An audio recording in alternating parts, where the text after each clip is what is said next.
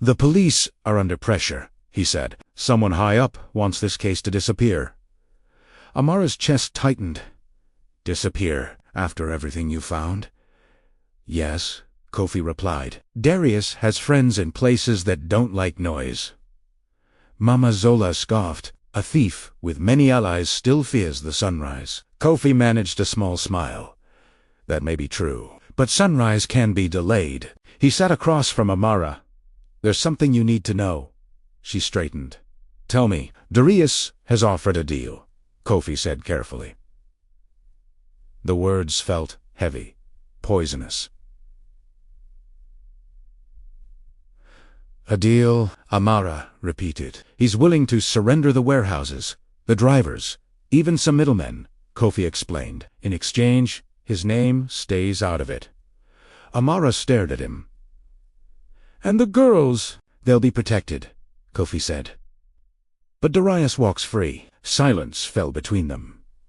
Mama Zola's eyes flashed. "So the crocodile offers his tail and keeps his teeth." Amara felt heat rise in her chest. "He humiliated me.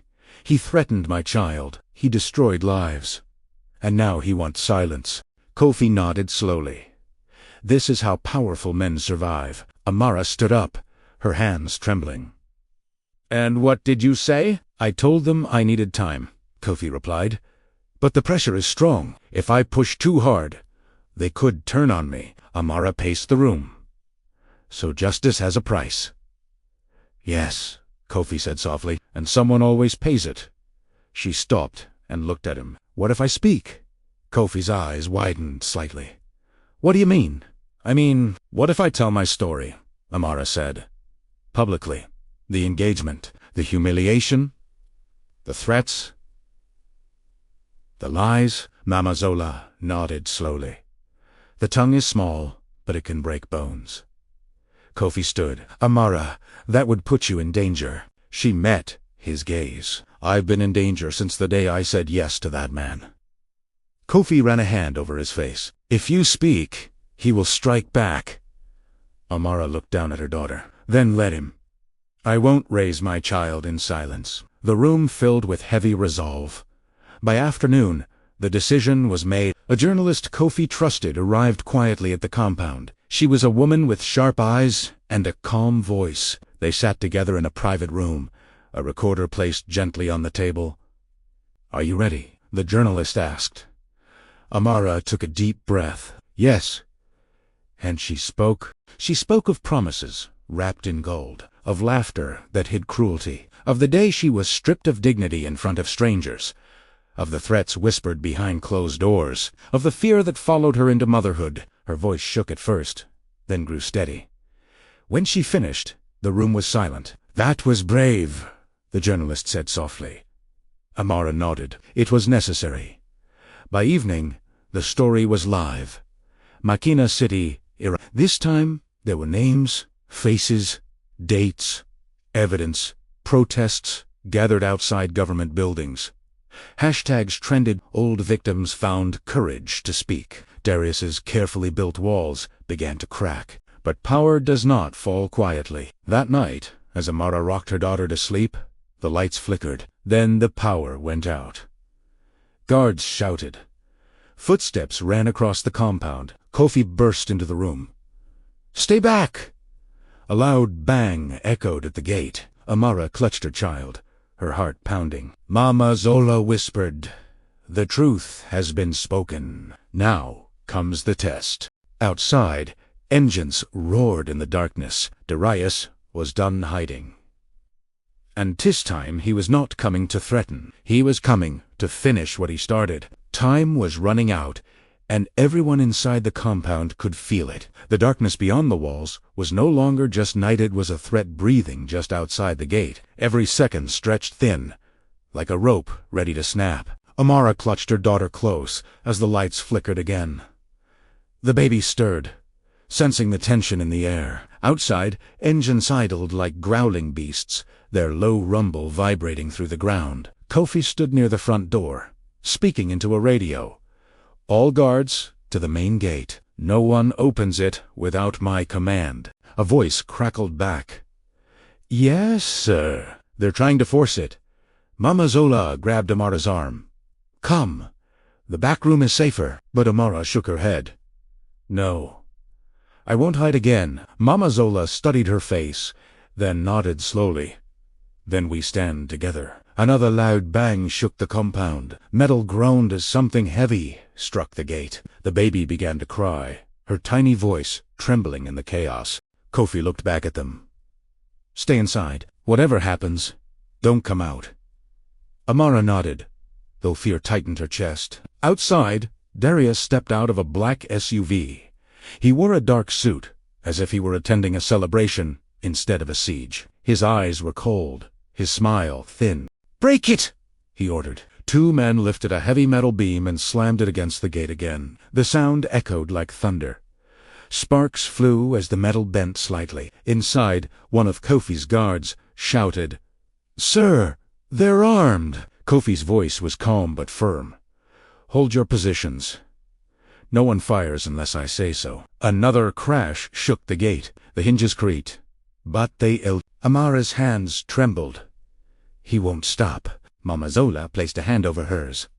A stubborn goat still fears a stronger rope. Kofi stepped forward, opening the small viewing slot in the gate. He stared out at Darius.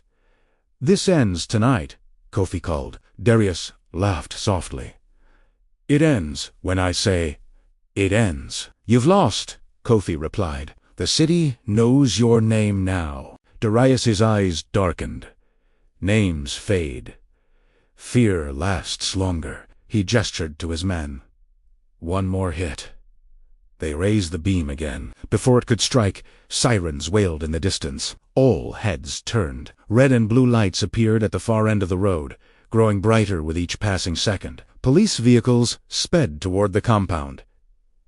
Darius's expression changed. What is this? Kofi smiled faintly. Sunrise? The police cars screeched to a stop outside the gate. Officers poured out, shouting orders. Drop your weapons. Darius's men hesitated, glancing at one another. Don't be fools, Darius hissed. We can handle them. But more sirens approached. Another convoy arrived this time, filled with journalists. Cameras flashed, capturing everything. Darius's jaw tightened. Who called them? Kofi didn't answer. He simply watched. One officer stepped forward. Mr. Darius, you are under investigation for multiple criminal charges. We advise you to cooperate. Darius laughed bitterly. Investigation is not conviction. No, the officer said, but assaulting a secured residence is a crime. The camera zoomed in. Every move, every word was being recorded. Darius's confidence began to crack. He looked around, realizing the trap. If he fought, it would be on every screen in the country. If he surrendered, his power would crumble. Amara stepped forward inside the compound, standing where the cameras could see her through the gate. Her daughter rested quietly in her arms. Darius saw her. For a moment, his expression softened, almost regretful. Amara, he called. You've made a mistake. She shook her head. No. I finally told the truth. He sighed. Truth doesn't feed a child. Power does. Amara lifted her chin. Then my child will grow up hungry for a little while, but she will grow up free. The words hung in the air. Darius's shoulders dropped slightly. He looked at the cameras, the police, the guards.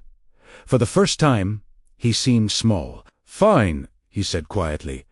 Let's see how long your freedom lasts. He raised his hands. The officers moved in, placing cuffs around his wrists. Flashing cameras captured every second. As they led him toward the police car, Darius looked back one last time. His eyes met Amara's.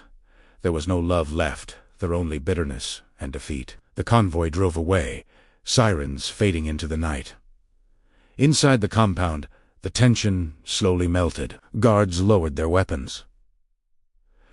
The lights steadied. Amara let out a long breath she didn't realize she'd been holding. Mama Zola smiled. The gate has held. Kofi walked toward Amara. It's over, at least, for now. Amara looked down at her daughter.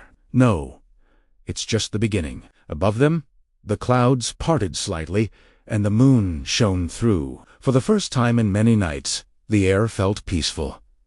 But deep in the city, storms were still gathering. They say, a child born after a storm carries the strength of thunder in their veins. That was what the women in the compound whispered as the first rays of morning slipped through the curtains. The night of fear had passed, and the air felt softer, as if the city itself had exhaled. Amara stood by the window, rocking her daughter gently. The baby's eyes were wide, curious, and calm, as though she already knew the worst had come and gone. Outside, the compound buzzed with quiet activity, but there was no longer the same tension in the air. Mama Zola entered with a tray of tea. "The birds are singing again," she said. "That means the world is still turning." Amara smiled faintly. "It feels different today." Mama Zola set the tray down. "Because fear has loosened its grip." Across the courtyard, Kofi spoke with a group of visitors. They were not guards or businessmen this time. They were women, some of the same ones rescued from the factory. Their faces were still tired, but there was hope in their eyes now. Amara watched them carefully. "Are they staying here?" Mama Zola nodded. "For a while, until safe homes are found." Amara's heart soft. "They look so young." Mama Zola sighed. "Too young to know such darkness. But the sun does not ask your age before it rises." Kofi walked toward the house and entered the room. "Good morning. Amara Torned, you look tired." He smiled. "Justice takes energy." She hesitated. "What happens to him now?" Kofi leaned against the table. "The case is moving fast. Too many eyes are watching for it to disappear." Amara nodded slowly. "Good." He looked at the baby. "And how is our little warrior today?" Amara's expression softened. Peaceful. She slept through everything. "Ma!" Zola chuckled. "Strong children choose their own battles." Kofi sat down. "Have you chosen her name yet?" Amara looked down at the child. Air, eyes warm. "Yes." Mama Zola leaned closer. "Tell us." "Her name is Ao," Amara said softly. "It means joy." Kofi smiled. "A fitting name." Amara kissed her daughter's forehead. "She came into this world surrounded by pain, but she will grow up surrounded by love." Outside, the rescued women gathered under a tree, speaking quietly among themselves. One of them, a tall girl with braided hair, walked toward the house. She stopped at the doorway. "May I come in?" Kofi nodded. "Of course." The girl stepped inside, her eyes fixed on Amara. "I just wanted to thank you." Amara blinked. "Thank me." "If you hadn't spoken out," the girl said, "we would still be there." Amara shook her head. "It wasn't just me. Many people helped." The girl smiled. "But you were the spark." Mama Zola nodded approvingly. "Even the biggest fire begins with one small flame." The girl looked at the baby. "She's beautiful." Amara smiled. "Her name is Ao." "Ao," the girl repeated. "Joy." She bowed her head slightly. "Then she will bring joy to many." After she left, the room fell quiet again. Kofi spoke softly. "There are already people asking about you, Amara." Her eyes widened. "About me?" "Yes," he said. "Women's groups. Community leaders. They want you to speak, to share your story." Amara hesitated. "I'm not a speaker." Mama Zola laughed. "You already are. You just don't know it yet." Kofi nodded. "Your voice changed things. People listen to that." Amara looked down at her daughter. "If it helps other women, then maybe I should." Mama Zola clapped her hands once. "That is the spirit." Kofi smiled. "We'll take it one step at a time."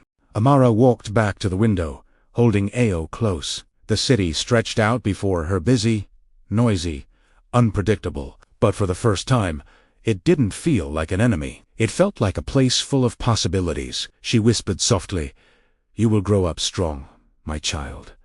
Stronger than me." Outside, the rescued women began to laugh together. It was a soft, fragile sound, but it was real. Mama Zola joined Amara at the window. "Do you hear that?" Amara nodded. "Yes, that is what victory sounds like," Mama Zola said. "Not drums or trumpets, just people breathing freely again." Amara smiled. In her arms, Ao stretched and yawned, her tiny fingers curling around her mother's thumb. A new day had begun, and this time it carried the promise of joy. An old proverb says, "The river never forgets the stones thrown into it." Months had passed since the night Darius was taken away, but the ripples of his actions still moved through Machina City. Some people tried to pretend life had returned to normal, yet everyone knew something had changed forever. The court proceedings were the talk of the city. Each hearing revealed another secret. Another victim? Another hidden account. The man who once stood tall at the center of every celebration now sat quietly behind glass, his expensive suits replaced by plain clothes. Amara watched the coverage from a small office downtown. The room was simple, but the walls were covered in posters about women's rights, safe shelters, and legal aid. It had become her new world. Ao, now a chubby, laughing baby, sat on a soft mat in the corner. She kicked her legs happily, completely unaware of the history unfolding around her. Every time she laughed, the tension in the room melted. Mama Zola sat nearby, sorting through donation boxes. "More blankets arrived this morning," she said. "The shelter will be warm tonight." Amara smiled. "That's good news." Kofi entered the office, his face serious but calm. "The verdict is tomorrow." Amara's chest tightened. "So soon?" "Yes," he said. "The evidence is overwhelming. Even his allies cannot protect him now." Mama Zola nodded. "When the tree falls, even the birds that once hid in its branches must fly away." The next morning, the courtroom overflowed with people. Journalists crowded the back, while families of victims filled the benches. The air felt heavy with anticipation. Amara sat in the front row, holding Ao in her arms. Kofi sat beside her, his presence steady and reassuring. "Mama Zola," whispered a quiet prayer. Under her breath, Darius was led into the room by two officers. He looked thinner, his face pale, but his eyes still held a flicker of pride. When he saw Amara, he paused. For a moment, the noise in the room faded. It felt like the world had shrunk to just the two of them. He opened his mouth, as if he wanted to say something, but no words came. The judge entered, and everyone rose. The room fell silent as he began to speak. He listed the charges: trafficking, intimidation, fraud, conspiracy. Each word struck the air like a hammer. Darius's shoulders slowly sank. Finally, the judge announced the sentence. Years behind bars, no bail, no special treatment. A collective breath swept through the courtroom. "Some people," cried Otherzu. A few simply sat in stunned silence. Amara felt tears slide down her cheeks. But they weren't tears of sorrow. They were tears of release. Kofi placed a gentle hand on her shoulder. "It's done," Mama Zola whispered. "The river has carried the stone away." Darius was led out of the courtroom. This time, he did not look back. Outside, the sun shone brightly. The steps of the courthouse filled with people, cameras, and voices. But amid the noise, Amara felt a deep, quiet peace. She looked down at Ao, who was chewing on her tiny fingers. "It's over," Amara whispered. Months later, the small office had grown into a busy center. Women came every day, seeking help, advice, and shelter. Some arrived with tears. Others left with hope. Amara stood at the front of a community gathering, holding a microphone. She still felt nervous speaking in public, but her voice was strong.